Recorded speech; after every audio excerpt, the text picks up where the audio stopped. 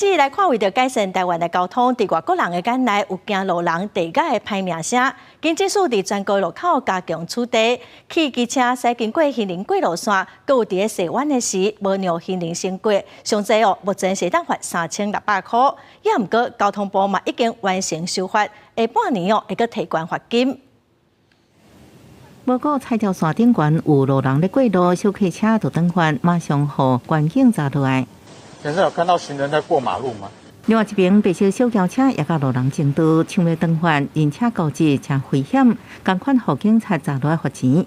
警政署即马开始进行全国重点路口无让路人大执法，只是多是5一劳动节，路的车无济，早起台北市交通大队伫重点路口拿查，无发现严重违规。我假设警察的执法效率我觉得不错的话，我相信或多或少会有一些改善，但我希望这也是一个实际上的一个作为，而不是一个口号。去年回来，我觉得感觉还不是说那么的礼让，但今年是有改善。为3月31开始，汽车经过彩条线或者是等弯的时阵，无让路人优先通行，相关罚3000人，机车罚1200。交通部伫4月中已经完成修法，下半年无让路人的罚钱也佫会提悬。立法院4月14号已经修法通过，这个有关汽车的最高裁罚已经提高到6000元，下半年会公布施行的日期。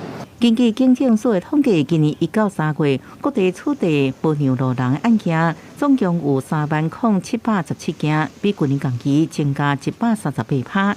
执法强度增加，希望保护路人安全，互地角恶名会洗掉。记者综合报道。今仔开始。